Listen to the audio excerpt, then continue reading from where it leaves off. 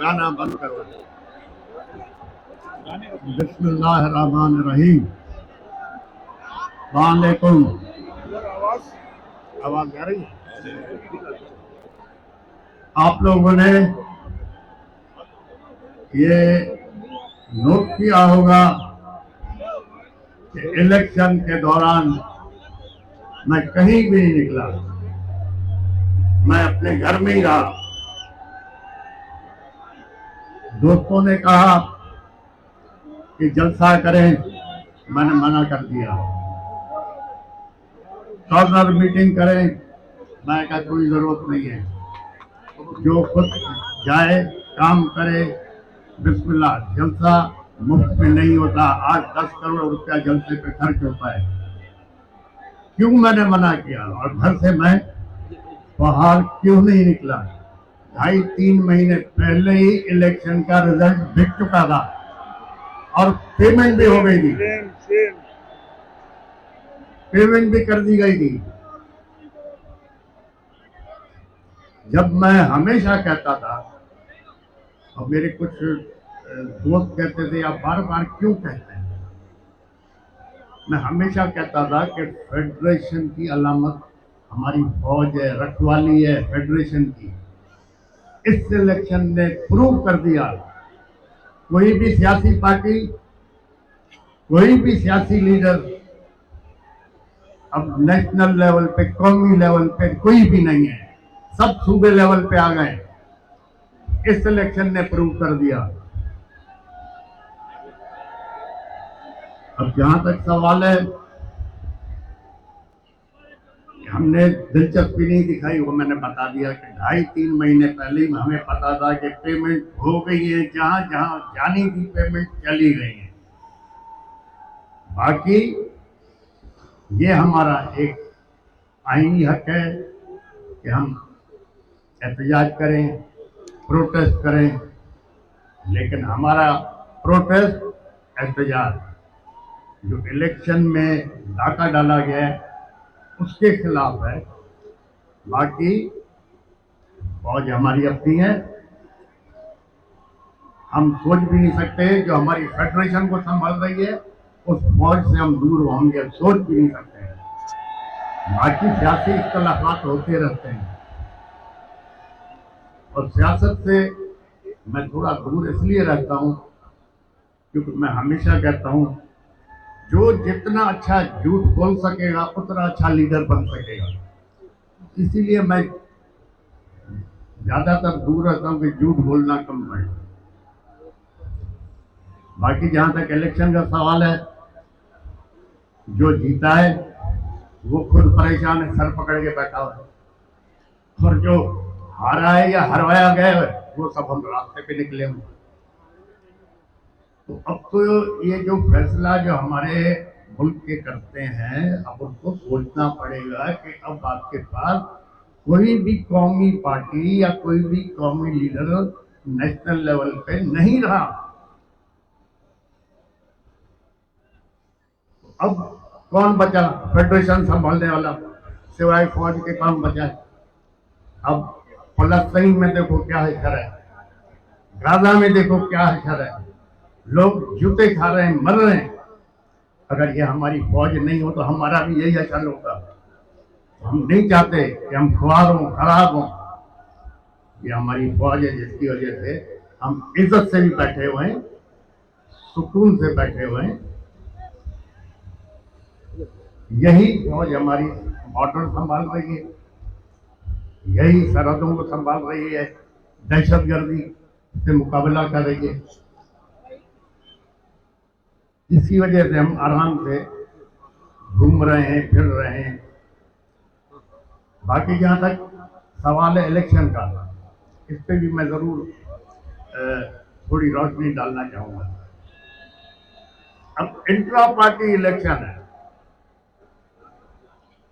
Intra party election जिस तरह PTI ने कराया, उसी तरह नून लीग ने कराया, उसी तरह पीपल्स पार्टी ने करवाया, उसी तरह फंक्शनल लीग ने कराया। अब उस पीटीआई के इंट्रा पार्टी इलेक्शन की वजह से ये क्या है, कौन सी है ये, नहीं ये इलेक्शन कमीशन, उसने जमीन आसमान एक कर दी। अभी जो इतनी बड़ी खरीदो फरोख्त हुई है इस इलेक्शन में, जनरल इलेक्शन में, तो कहाँ है ये इलेक्शन कमीशन, कहाँ सो रही है?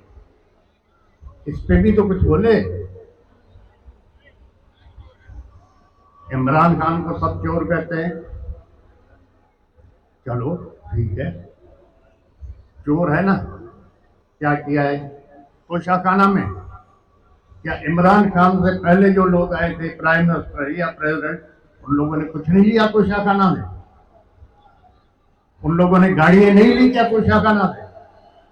जबकि कानूनन वो गाड़ियां ले ही नहीं सकते। तो सर इमरान खान चोर है? मेरी नजर में इमरान खान चोर नहीं है। मेरी नजर में हाँ, बेवकूफी हो गई होगी, गलती होती है। गलती किससे नहीं होती? गलती तो इंसान से होती है। अगर इमरान खान से गलती नहीं होती तो वो फरिश्ता होता। तो मेरी नजर में इमरान खान चोर नहीं है। अगर इमरान खान चोर है तो फिर हम सब भी चोर हैं। इंशाअल्लाह ताला अब ये एक कुदरती निजाम है। अगर सैलाब आ रहा है या पानी आ रहा है, आप उसका रास्ता रोकोगे तो फिर दूसरी जगहों को डुबाएगा। अब जो ये 2-2.5 करोड़ नौजवान नए वोट आए, वो एक सैलाब था ना। अब जब उस सैलाब को रोका गया तो उसके नतीजे में क्या हुआ? पाकिस्तान की तारीख में पहली दफा आजाद उम्मीदवार मेजोरिटी में जीत गए। सबको डुबा दिया उन्होंने। ये तो पीटीआई के नौजवानों ने, बच्चों ने, लड़कियों ने, औरतों ने एक कमाल करके दिखा दिया। न उसके पास सिंबल, न किसी को निशान का पता पड़ रहा था, और न फिर कोई सोच रहा था कि आजाद उम्मीदवारों को वोट मिलेंगे, लेकिन मिल गए। तो अगर किसी इस मुल्क में अगर आप इंसाफ नहीं दोगे, इज्जत नहीं दोगे, तो लोग फिर इंसाफ के लिए अलग रास्ता निकालेंगे। काफी वक्त पहले अखबार पढ़ रहा था तो उसमें लिखा हुआ था कि जनाब 2 या 3 आदमियों को फांसी की सजा हो गई। 8-10 साल केस उनका चलता रहा। 8-10 साल के बाद सुप्रीम कोर्ट ने फैसला किया कि ये बेगुनाह है, इनको आजाद किया जाए। तो जेलर ने कहा जी आजाद कहां से करें, 6 महीने पहले फांसी हो चुकी है। अब हमारे पास इंसाफ तो ऐसे चलते हैं। अब सुप्रीम कोर्ट कह रहा है इसको आजाद करो, जेलर कहता हमने फांसी दे दी क्योंकि उसको फांसी की सजा हुई हुई थी। अपील 10 साल के बाद कोर्ट ने सुनी। तो जहां ना इंसाफ होगा, न इज्जत होगी, तो फिर लॉ एंड ऑर्डर तो जरूर खराब होगा। इंशाल्लाह ताला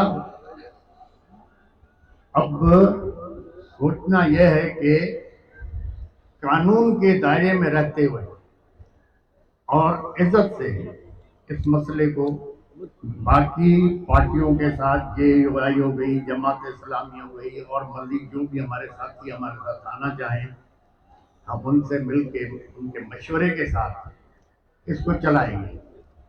जहां तक मुझे पता है, जो मैं समझता हूं, जो ऊपर खिचड़ी बन गई है, 8-10 महीने से ज्यादा ये हुकूमतें चलना ही नहीं है।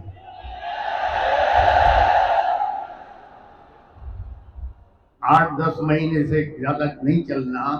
अब पिछले जो 20 महीने हुकूमत थी, उसमें जो महंगाई आसमान पे गई है, उससे क्या हुआ है? उससे हुआ यह है कि जो मिडिल क्लास थी वो खत्म होती जा रही है। अब इस इलेक्शन के बाद आप देखो महंगाई आसमान पे जाएगी। अब जब महंगाई जाएगी तो आपका मिडिल क्लास खत्म हो जाएगा, तबाह हो जाएगा। माशरे को अमीर आदमी नहीं चलाता, न गरीब चलाता, माशरे को मिडिल क्लास चलाता है। जब मिडिल क्लास खत्म हो गया तो आपका माशरा खत्म हो जाएगा। तो खुदा के लिए जो ये देख रहे हैं हालात किस तरफ हमारे जा रहे हैं, इनको सोचना चाहिए। और ये 8-10 महीने से ज्यादा हुकूमत चलनी भी नहीं है। हो सकता है अब फौज ने सबको आजमा लिया, अब आजमाने के लिए बचा क्या है? हो सकता है इमरजेंसी डिक्लेयर हो जाए या मार्शल लॉ लग जाए। यही जज उसको प्रोटेक्शन देंगे, यही जज जो इधर बैठे हुए, यही जज लीगल कवर देंगे। तो हालात अच्छे नहीं हैं। दूसरा, मेरे दोस्तों ने कहा कि जी हम बाइकआउट करें इलेक्शन। मैंने कहा नहीं, आप बिल्कुल लड़ें। अगर नहीं लड़ते इलेक्शन तो हम कैसे लोगों को एक्सपोज करेंगे? अगर कुछ दोस्तों के कहने पे हम बाइकआउट करते हैं तो ये लोग एक्सपोज ही नहीं होते। अब इतने बुरी तरह से एक्सपोज हो गए कि नेशनल और इंटरनेशनल लेवल पे ये बदनाम हो गए। इस इलेक्शन को कौन मानेगा? क्योंकि सारे इलेक्शन फ्रॉड पे थे, रिजल्ट पहले बिके हुए थे। तो इंशाल्लाह देखिए, खुदा अच्छा करेगा। खुदा ताला आप लोगों को, इस मुल्क को, हमारी फौज को अपने हिफ्ज़ अमान में रखे और हर आफत, आजमाइश, तकलीफ, दुश्वारी से पनाह में रखे। हमारे जजों को, हमारी फौज को खुदा रहनुमाई फरमाए। इस कौम के, इस अवाम के फायदे के लिए सोचें और काम करें। आप लोगों की सबकी मेहरबानी। आप लोग दूर से आए, और दूसरा ज्यादा मैं तकरीर कर भी नहीं सकता, तकरीर मुझे आती नहीं। मेहरबानी, खुदा हाफ़िज़।